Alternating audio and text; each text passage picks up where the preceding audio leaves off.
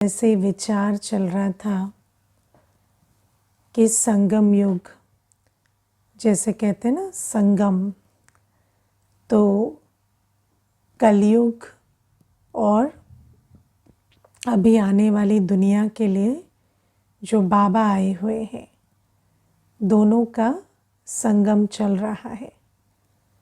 तो ऐसे आज विचार चल रहा था कि देखो, बाबा हमें योग सिखाते हैं, धारणाएं सिखाते हैं, ज्ञान देते हैं। आज कितना सुंदर बाबा ने बताया कि ज्ञान सागर की लहरों में लहराते रहो, और फिर लहरों में लहराते लहराते बीच बीच में सागर के तले में चले जाओ। वहाँ साइलेंस के मोती अनुभव होंगे, है ना, क्योंकि एकदम डायरेक्ट बाहर से तो तले में नहीं जा सकते ना।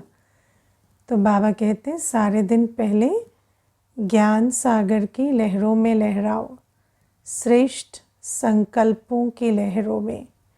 अच्छे अच्छे श्रेष्ठ संकल्प अपने सतो प्रधान स्वरूप के, बाबा की महिमा के, अपने श्रेष्ठ भाग्य के, वो संकल्प चले, और फिर उस संकल्पों की लहरों से सागर के तले में जाकर गहन शांति का अनुभव करना इजी हो जाएगा। तो ऐसे आप देखो, बाबा हमें कितनी सारी रोज़ युक्ति बताते रहते। तो ज्ञान रत्नों का मंथन करना, याद में बैठना, पवित्रता की धारणा करना, और जब भी हम इन सारी बातों के अटेंशन में रहते तो क्या होता, आत्मा की चार्जिंग हो रही होती है ना। अनुभव होता है ना कि आत्मा की चार्जिंग हो रही है।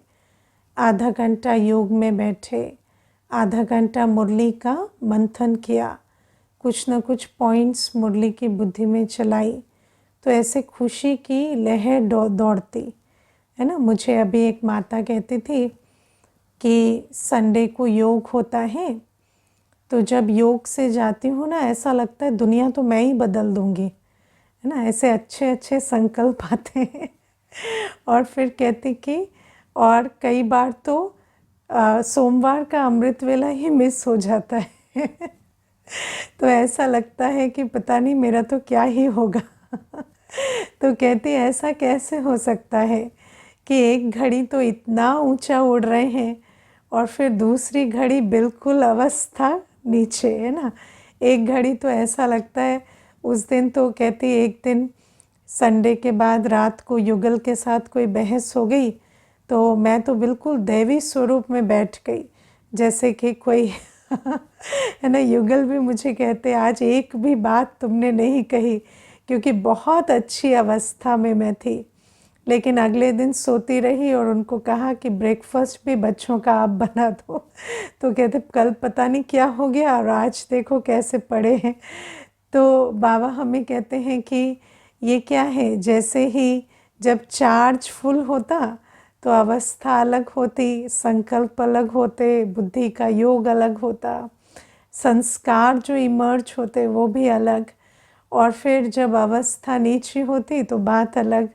तो बाबा हमें कहते हैं कि इस समय चार्ज और डिस्चार्ज दोनों चलता रहता है ना। इस समय शुरू में कम से कम, इसीलिए बाबा कई बार अवस्था को जमाओ ये बात कहते हैं ना। अवस्था जमेगी कैसे, जब ये चार्ज और डिस्चार्ज का जो क्रेडिट और डेबिट है ना, क्योंकि चार्ज होता है तो कमाई होती है आत्मा की, क्रेडिट जमा होता, लेकिन डिस्चार्ज भी होता रहता है।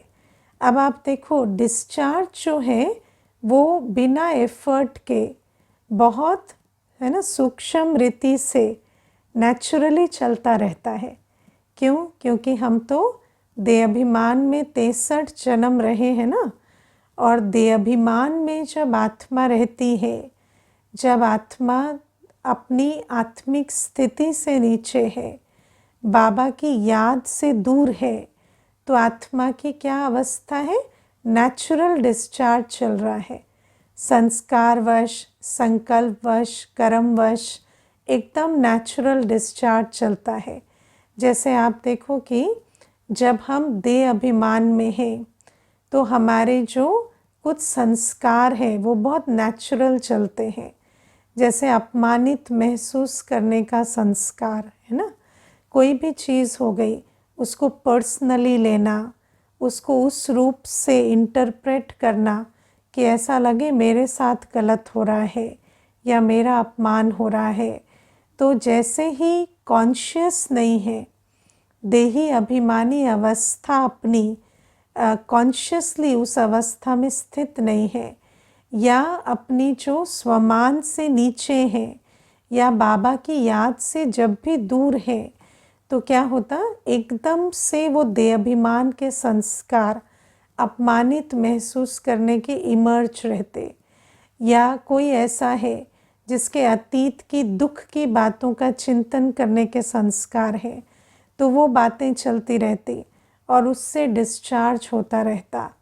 या आप देखो कईयों के अंदर अप्राप्ति के संकल्प चलते हैं, मुझे ये नहीं मिला, मैं तो इतना ऊंचा था, श्रेष्ठ था। देखो मुझे एक बहन कहती थी, अभी तो स्कूल में ही है लेकिन उसको कुछ बीमारी हो गई थी, है ना, कुछ शारीरिक रोग हो गया।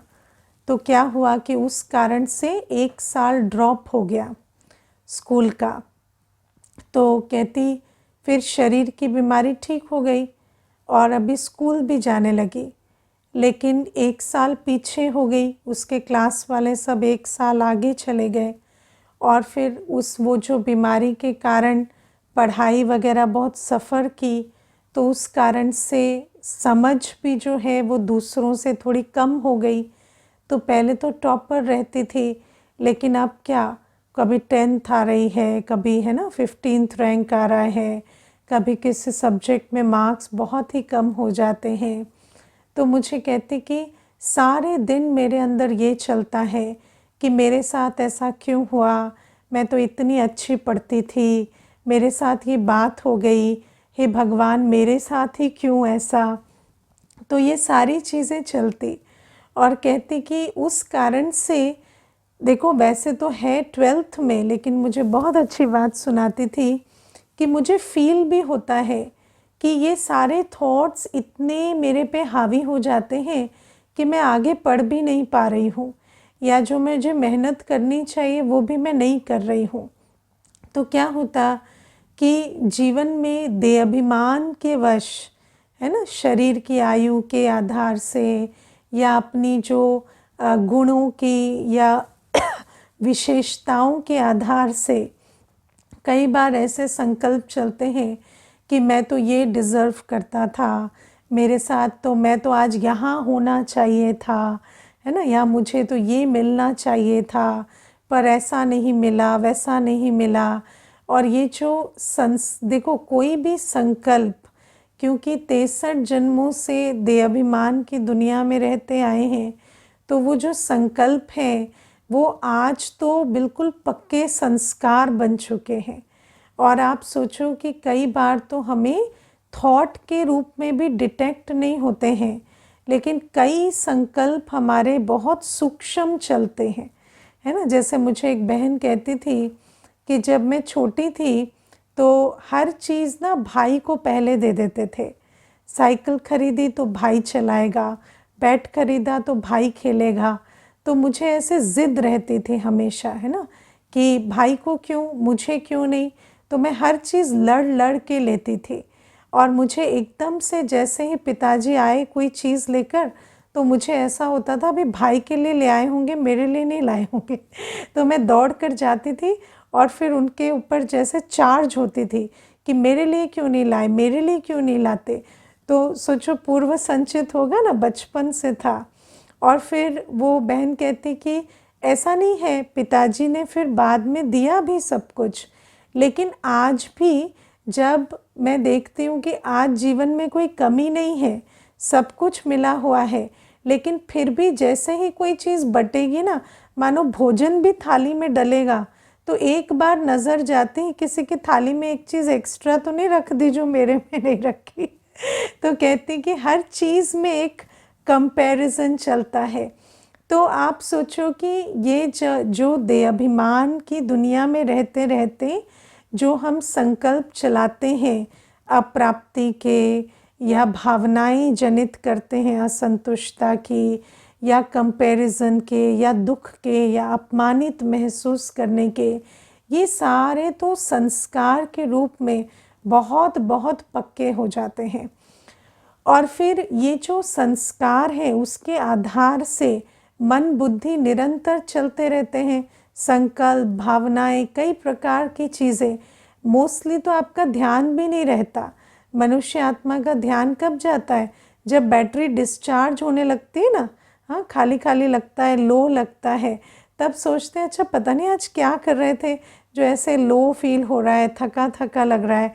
लेकिन वास्तव में क्या हो रहा है, वो जो सूक्ष्म मशीनरी है डिस्चार्ज की, वो डिस्चार्ज करती जाती है। आज इसीलिए बाबा ने बहुत अच्छी बात एक मुरली में कही कि ज्ञान के लिए तो देही अभिमानी अवस्था चाहिए, है ना। ज्ञान तो है, पर जैसे आज बाबा ने कहा ना, समझना, चाहना और करना सेम हो, उसके लिए बहुत अच्छी देही अभिमानी स्थिति चाहिए। अब देही अभिमानी स्थिति कोई एक दिन में तो बनेगी नहीं।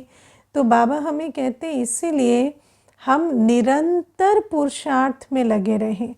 ये जो बाबा हमें ज्ञान का मंथन चिंतन करना, क्योंकि बाबा हमें कहते हैं जो सब कॉन्शियसली अनकॉन्शियसली जो संस्कार या माया कहे, है ना, माया भी क्या है, पुराने संस्कारों के द्वार से ही आती है। तो सब कॉन्शियसली और अनकॉन्शियसली जब हम अटेंशन से, है ना, थोड़े दूर जाते हैं तो ये पुराने संस्कार या माया काम करने लगती है और आत्मा को डिस्चार्ज करने लगती है। इसलिए बाबा हमें कहते हैं सदा अटेंशन में रहना है, अटेंशन विदाउट टेंशन, है ना। सदा मन बुद्धि को कॉन्शियसली बिजी रखे और सदा बाबा की याद में, है ना। हाँ, ऑफ कोर्स मेहनत या पुरुषार्थ ये होना चाहिए आगे। हाँ, इसमें भी बाबा को भी मालूम है, हमें भी मालूम है कि समय लगता है वो अवस्था जमने में, लेकिन बाबा कहते कम से कम पुरुषार्थ तो हमारा कंप्लीट हो। क्योंकि बाबा हमें कहते ये जो पूरी श्रीमत बाबा देते हैं, पवित्रता के प्रति, देवी गुण के प्रति, याद के प्रति, ज्ञान का विचार सागर मंथन करने के प्रति, या हर आत्मा से मिलते जुलते सेवा की वृत्ति रखना, है ना, या अपने को सेवाधारी और उस आत्मा को जैसे बाबा से कुछ मुझे देना है वो वृत्ति रखकर मिलना, लेवता की भावना से या पुराने संबंधों के आधार से ना मिलना। तो बाबा कहते ये सारी बातें हमें बहुत कॉन्शियसली हमेशा ध्यान में रखनी होगी, तभी जाकर धीरे धीरे धीरे वो जो डेबिट का खाता है उससे रोज़ क्रेडिट थोड़ा बढ़ेगा, और ये जो जमा का खाता है क्रेडिट माइनस डेबिट, वो थोड़ा थोड़ा जमा होते होते अवस्था जमेगी। आप में से किनको लगता है कि अभी जो जमा का खाता है वो बन रहा है क्योंकि मोस्टली क्या होता है, ऐसा तो है नहीं कि बाबा के बच्चे कुछ योग नहीं करते या विचार सागर मंथन नहीं करते या श्रीमत पर नहीं चलते, चलते हैं, ज़रूर चलते हैं, लेकिन वो जो हम उसमें कमाई करते हैं और ये जो सूक्ष्म मशीनरी है जिससे ऑटोमेटिक डिस्चार्ज चलता है, अगर दोनों को कंपेयर करें तो पता चलता है कि डिस्चार्ज ज़्यादा हो रहा है, कमाई कम हो रही है ना। क्योंकि इतना अलर्ट अटेंटिव या हमेशा जो है अपने अटेंशन में नहीं रह पा रहे। तो बाबा हमें कहते इसको बढ़ाते जाना है। पहले पहले ऐसा नहीं होगा कि जमा का खाता बनेगा, है ना। अभी तक तो सिर्फ रैपिडली डिक्लाइन कर रहा था, अभी थोड़ा थोड़ा बनेगा, है ना। फिर धीरे धीरे ऐसा समय आएगा कि क्रेडिट ज़्यादा, डेबिट कम होगा और जमा होगा, और फिर उसके बाद अवस्था बननी शुरू होती। तो बाबा कहते इस बात पर बहुत अटेंशन देना है। और आज ऐसी से संबंधित जो बाबा ने वरदान में भी कहा, कि असंतुष्टता जो है वो इस कारण से होती है क्योंकि अंदर अप्राप्ति की भावनाएं चलती रहती हैं, है ना, अप्राप्ति के संकल्प चलते हैं। अब अप्राप्ति देखो, ज्ञान के आधार से आत्मा को वो सब मिला हुआ है जो ड्रामा अनुसार उसे मिलना चाहिए, है ना। ज्ञान के आधार से ड्रामा एक्यूरेट है, ज्ञान के आधार से हमें वो ही मिला है जो कल्प कल्प मिलता है, जो कल्प कल्प ड्रामा अनुसार हम जो मेरा पाठ है। लेकिन जब हमारे अंदर ये संकल्प चलता है कि मुझे वो नहीं मिला जो मिलना चाहिए था, तो ये कौन बताता है कि आपको ये नहीं ये मिलना चाहिए था? वो तो हमें हमारा देहाभिमान ही बताता है ना। हम अपने को जिस प्रकार से आंकलन करते हैं, है ना, तो वैसे वो देहाभिमान के वश ऐसे संकल्प चलते हैं कि मुझे मेरी फ्रेंड जितना मिलना चाहिए था, या मुझे मेरे, है ना, भाई जितना मिलना चाहिए या बहन जितना मिलना चाहिए।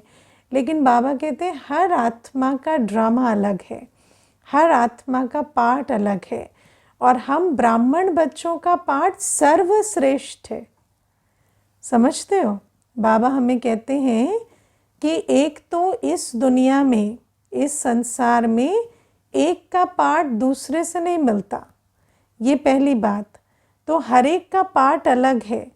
तो देहाभिमानवश हम जो कंपेयर करते हैं या संकल्प चलाते हैं कि मुझे उसके जितना मिलना चाहिए था, इसके जितना मिलना चाहिए था, क्योंकि वो हमारे साथ पढ़े, क्योंकि हम एक परिवार के हैं लौकिक में, क्योंकि, है ना, हमारे ये सेम है वो सेम है, तो इस कारण से मुझे उनके जैसा मिलना चाहिए।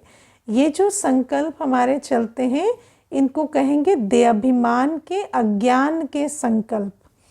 फिर बाबा हमें कहते हैं कि हर एक आत्मा का ड्रामा अलग है, उसका पार्ट अलग है, और हमारा पार्ट क्या है? सर्वश्रेष्ठ है। बाबा हमें कहते हैं अगर तुम्हें समझना भी है ना, तो ये समझो कि सर्व आत्माओं को जो भी मिला है, उनसे जो मुझे मिला है वो बहुत ऊंचा है ना। और जब हम देही अभिमानी होकर विचार करते हैं कि सबको क्या मिला और हमें क्या मिला, हमें तो बाबा मिल गया, और बाबा मिला तो दुनिया में क्या समझते, जैसे मुझे एक भाई बार बार पूछता था, बाबा तो मिला, लेकिन बाबा मिलने के बाद नौकरी भी तो मिलनी चाहिए, है ना, और सफलता भी तो मिलनी चाहिए। तो दुनिया में हम क्या सोचते थे, भगवान साधन है, तो साधन आया तो जिस चीज़ का वो साधन है वो साध्य आए तब तो माने कि साधन आया। लेकिन बाबा कहते हैं ये तो भक्ति मार्ग की बहुत बड़ी भूल है कि हमने सोचा कि भगवान साधन है और साध्य है वस्तु व्यक्ति वैभव। हमने क्या सोचा कि भगवान तो वस्तु व्यक्ति वैभव प्राप्त कराने वाला इंस्ट्रूमेंट है। तो भगवान मिला, उसकी पहचान क्या है कि वस्तु व्यक्ति वैभव मिला। लेकिन ये तो देहाभिमान की या भक्ति के मार्ग की बहुत बड़ी रॉन्ग प्रोग्रामिंग है जो अंदर डाल दी गई। तो बाबा हमें कहते वास्तव में हमें बाबा मिला, और बाबा साधन नहीं है, बाबा तो साध्य है। बाबा मिला, फुल स्टॉप। बाबा मिला तो बाप से हम बाप समान बनते हैं, और हम बाप समान बनते हैं तो हम सुख की दुनिया के अधिकारी बन जाएंगे, हमें बेहद की प्राप्ति होगी। लेकिन बाबा कहते उस बेहद की प्राप्ति को समझने के लिए या सुख धाम के अधिकारीपन के नशे में रहने के लिए भी हमें देही अभिमानी स्थिति चाहिए। और जैसे जैसे हम पुरुषार्थ करते जाते ना, तो हमें ये समझ आता है कि ये जो छोटी छोटी अप्राप्ति की, छोटी या बड़ी जो भी कहें, जो अप्राप्ति की भावनाओं की लहर हमारे अंदर चलती है, वो इस कारण से चलती है कि ये जो बाबा ने आज कहा ना, पाना था सो पा लिया, अब और क्या बाकी रहा। तो अभी हमें समझ नहीं आ रहा है कि बाबा मिलने से बड़ी कोई चीज़ नहीं है। तो बाबा हमें कहते हैं जब ये समझ आ जाए ना कि बाबा मिला, और बाप कौन है? परम पिता, परम शिक्षक, परम सतगुरु। तो हम परम पिता के बच्चे, सतयुग के वर्षे के अधिकारी हैं। हम परम शिक्षक के बच्चे विश्व महाराजन बनने की पढ़ाई पढ़ रहे हैं, और हम परम सतगुरु ईश्वरीय वरदानों से सतयुग के वर्षे के लायक बन रहे हैं। जब ये नशा चढ़े तो सारी अप्राप्ति की, असंतुष्टता की भावना खत्म हो जाए और आत्मा संतुष्ट मणि बन जाए, है ना। और आत्मा को नज़ारे दिखाई दे कि अब तो मुझे जाकर बाबा के गले का हार बनना है, और मुझे तो जाकर सतयुग में विश्व महारानी बनना है। तो जब अपना आदि अनादि स्वरूप सामने दिखाई देने लगे तो आत्मा के अंदर की सारी अप्राप्ति की भावना और असंतुष्टता उसमें मर्ज हो जाए। तो बाबा इसलिए कहते हैं कि हम बच्चे जैसे जैसे पुरुषार्थ करेंगे, बाबा ने ज्ञान तो दे दिया, तुम एक आत्मा हो, तुम संगम युग में हो, बाबा सामने बैठा है और तुम वर्षे के अधिकारी बन रहे हो। लेकिन जितना हम विचार सागर मंथन करेंगे, स्वदर्शन चक्र फिराएंगे, योग लगाएंगे और लायक बनेंगे, दैवी गुण धारण करेंगे, पवित्र बनेंगे, सेवाधारी बनेंगे, उतना उतना हमारे अंदर वो नशा खुशी चढ़ेगी, और फिर उस नशे खुशी में सारा देहाभिमान मर्ज होगा, और ये जो खुशी की, शांति की अवस्था है या संतुष्टता की अवस्था है वो स्थायी बनती जाएगी। और जब ऐसा होगा तो डिस्चार्ज कम होता जाएगा, रिचार्ज बढ़ता जाएगा, और आत्मा की अवस्था जम जाएगी, है ना। अच्छा, कोई प्रश्न है? हम कभी भी परमधाम से यहाँ साकार में कुछ प्राप्त करने नहीं आए थे। हम एज आत्मा भरपूर ही हैं। हाँ, हम कुछ प्राप्त करने नहीं आए थे। जब हम परमधाम से आए तो हम देने आए थे, देवता की तरह। और नियम कहता है देना ही लेना है ना। लेकिन देह अभिमान में आते आते हमने देना बंद कर दिया, तो हम खाली होते गए। देह अभिमान हमें क्या कहता है? अरे छोटे को दोगे ना, बड़े को भी तुम प्यार दोगे क्या? बड़ा तुम्हें प्यार दे, छोटे को तुम प्यार दो, है ना। बड़ा तुम्हें प्यार दे और तुम सम्मान दो, छोटे को तुम प्यार दो, वो तुम्हें सम्मान दे। अब छोटा सम्मान दे नहीं रहा, हमने प्यार देना बंद कर दिया। बड़ा प्यार नहीं दे रहा, हमने सम्मान देना बंद कर दिया। तो सम्मान से भी गए, प्यार से भी गए। तो हमने क्या किया? जो देवता आत्मा थी उसको माया ने, है ना, कितने हजारों कारण दे दिए ना देने के, और फिर उस कारण में फंस कर हमने कहा हम थोड़ी यहाँ गलत हैं। हमने क्या किया? वो तो देखो, वो एक तो टुकड़ों पे पलता है, सारे दिन बैठा बैठा खाता है, हम कमाते हैं, ऊपर से वो ठीक से बात भी नहीं करता। तो गुस्सा तो आएगा ना, उसको अशब्द तो कहेंगे। अब बाबा ने कहा कि वो तुम्हारे टुकड़ों पे थोड़ी पलता है। तुम्हें तो जो मिला है वो बाबा ने दिया है, तो तुम उसका अभिमान क्यों रखते हो? तुम्हें ड्रामा प्रमाण मिला कि नहीं मिला? या तुम अगर ड्रामा के विरुद्ध होता तो कुछ मिलता क्या? तो तुम इतना देने का अभिमान क्यों रखते हो? देने के अभिमान के कारण तो तुम दुखी हो रहे हो, विकर्म भी बना रहे हो। लेकिन अगर वही छोड़ दो, समझ आ जाए कि हम तो ना दे रहे हैं ना कुछ, हमें ड्रामा प्रमाण जो मिला है वो है ही विश्व कल्याण के लिए, है ना। तो जब ये समझ आ जाए तो किसी के प्रति ना अपनी सम्मान की एनर्जी ब्लॉक करेंगे, ना अपना मन मैला करेंगे, ना कोई अपने शब्दों को खराब करेंगे, तो नेचुरल है भरपूर होते जाएंगे। तो ये जो देह अभिमान है ये सारी मुसीबत की जड़ है ना। तो मनसा वाचा कर्मणा, ये देह अभिमान ही हमसे पाप कराता है, हमें खाली कराता है। तो जितना जितना हम श्रीमत पर चलते जाते हैं, आत्मा समझने का पुरुषार्थ, बाबा की याद का पुरुषार्थ, श्रीमत पर चलना, सारे जो बाबा हमें जितनी भी बातें मुरली में समझाते, वो जैसे जैसे धारणा में आएंगी तो डिस्चार्ज कम होता जाएगा, रिचार्ज बढ़ता जाएगा। फिर आज प्यारे बाबा ने कहा कि सबको ये मैसेज दो कि तुम्हें पवित्र बन पवित्र दुनिया का मालिक बनना है ना। आज खास बाबा ने गणिकाओं वेश्याओं के लिए भी कहा, लेकिन हर एक आत्मा को हमें क्या मैसेज देना है कि तुम्हें अब पवित्र बन पवित्र दुनिया का मालिक बनना है। ये बात बहुत बड़ी बात है। देखो, एक ना माता आती थी तो वो जैसे ही ज्ञान में आई ना बड़ा अच्छा चलने लगी, जैसे उसकी लगन दिन पर दिन बढ़ती चली जाए। और उसका कोर्स ना ऐसे, जब वो आई थी तो इतना टाइम नहीं होता था उस टाइम, बहुत स्केड्यूल ऐसा था, तो उसका कोर्स ना ऐसे हड़बड़ी में आते जाते कराते थे। तो कभी कभी बाबा के सामने बैठकर मैं कहती भी थी, देखो आज माता आई तो उस टाइम पे थोड़ा ये क्लास चल रही थी, 15 मिनट वो वेट भी की, ऐसा भी, तो बाबा आप उसका ध्यान रखना, आप उसका ध्यान रखना, ऐसे भी करती थी मैं। तो फिर क्या हुआ, उसकी लगन बढ़ती चली गई। तो मैंने उसको पूछा एक दिन बिठाकर, आपको क्या बात समझ में आई? तो मुझे कहती है कि मुझे ये बात बहुत अच्छी समझ में आई कि मैंने द्वापर युग से जो विकर्म किए, उस आधार से जो मेरे संस्कार बने, उन संस्कारों के आधार से मेरी सृष्टि बनी अगले जन्म में, है ना। तो हर जन्म में मैंने देहाभिमानवश विकर्म किए, उन देहाभिमान के संस्कारों से मेरा अगला जन्म बना, संस्कार के आधार से मेरा संसार बना। और ऐसे चलते चलते चलते आज हालत कितनी बिगड़ गई है कि आज युगल, बच्चे, कोई भी संबंध मेरा ठीक नहीं है।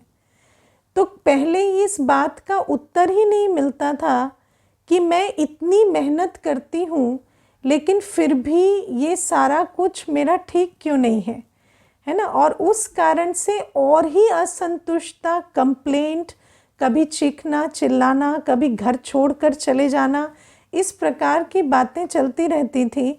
तो अब मुझे समझ में आ गया है कि ये तो एक विशियस साइकिल है। मैं जितना रिएक्ट करूँगी उतना फिर संस्कार बनाऊंगी, फिर वो संसार बनेगा।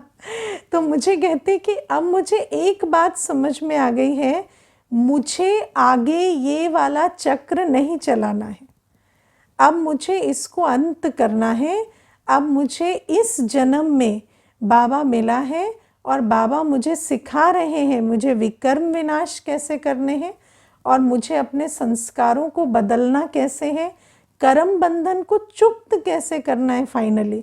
क्योंकि जब कर्म बंधन आते थे तो क्यों क्यों करके नए विकर्म करते जाते थे, लेकिन अब समझ में आया है कि अब मुझे ईश्वरीय शक्ति से सहकर समाकर सब कुछ पार करना है, चूं भी नहीं करना है। और उसके लिए बहुत ताकत चाहिए, बहुत गुण चाहिए, शक्ति चाहिए। और इसीलिए मैं इस तत्पर अवस्था में आ गई हूँ कि मुझे करके इस जन्म सारा खाता ख़त्म करना है, आगे लेके ही नहीं जाना। तो मुझे कहती दीदी कुछ भी हो जाए, मैं बाबा को रोज़ सुबह कहती हूँ मुझे ये वाला कर्म का खाता अब नहीं लेकर जाना, नई दुनिया में जाना है, नया बनकर जाना है, ये वाला और कैरी फॉरवर्ड नहीं करना मुझे। तो बाबा तो हमें रोज़ इतनी विधि बताते, कहती आज तक कितने साधु संतों के पास में भटकी, कितनी यात्राएं की, कितना मैंने भक्ति किया, दान पुण्य किया, और कहती कि हाँ अब मुझे फल मिला है, अब मुझे बाबा ने विधि बताई है, स्थान भी दिया है कि मैं आके पुरुषार्थ करती हूँ, अभ्यास करती हूँ। तो आप विचार करो माता का अनुभव मैंने क्यों सुनाया, क्योंकि एक बार ये बात समझ आ जाए। जैसे मान लो कोई ऐसे भी हैं, जैसे बाबा आज कहते हैं वेश्या है, गणिका है, तो वो भी क्या है, कर्म की गति कैसी हो जाती कि फाइनली आत्मा जो है इस प्रकार की एक बात चुनती, अपने जीवन के लिए वो चुनाव करते, वो परिस्थितियां बनती। लेकिन अगर ये बात बुद्धि में एक बार बैठ जाए कि ये जो कर्म विकर्म का चक्र है ना, हर जन्म विकर्म करते करते, पाप कर्म करते करते, वो संस्कार बनाते बनाते अब बिल्कुल पाप कर्मों की दलदल में फंस गए हैं और अब बाबा आए हैं हमें उस दलदल से निकालने के लिए, ज्ञान योग का हाथ दे रहे हैं। तो अगर वो आत्मा समझ जाए तो हाथ पकड़कर ज़रूर ये चुनाव करेगी कि अब मुझे इस दलदल से निकलकर पतित से पावन बनना है और पावन दुनिया में जाना है। और बाबा हमें ये कहते हैं कि कोटों में कोई और कोई में ही कोई होता है, जिसको सच में बात बुद्धि में बैठती है और वो भी ड्रामा प्लान अनुसार जो दैवी कुल के होंगे वो समझ जाएंगे। तो बाबा कहते हैं हमारा फ़र्ज़ है हर एक को बाबा का ये संदेश देना कि किस विधि से हमें पावन बनना है और ये लक्ष्य देना कि हमें अब पावन बनकर पावन दुनिया का मालिक बनना है ना। अब आप देखो मनुष्य जो है अपनी वर्तमान परिस्थितियों को कितना कोसता रहता है ना, कहता रहता है ये ऐसा क्यों है, हेल्थ ऐसी क्यों है, संबंध ऐसे क्यों है, फाइनेंस ऐसे क्यों है। लेकिन मनुष्य ये नहीं समझता कि जितना हम अपनी मनसा को फिर बिगाड़ते हैं इन बातों के चक्कर में, वो मनसा फिर आगे उसी प्रकार की सृष्टि वो भी मल्टीपल टाइम्स दुखदाई क्रिएट करती है। क्योंकि ये भी कर्मों का ऐसा चक्र है कि पास्ट के विकर्म जो किए हैं जब वो आते हैं दुख देने, तो दुखी होकर हम जो संकल्प रचते हैं, बोलते हैं, कर्म करते हैं, वो आगे और दुख की सृष्टि बनाते हैं, है ना। अब आप सोचो कोई घाव हुआ है, खुजली होती है, खुजली करेंगे तो क्या होगा, खून निकल आएगा सूखने की बजाय और ही उसमें से वो घाव गहरा होता जाएगा।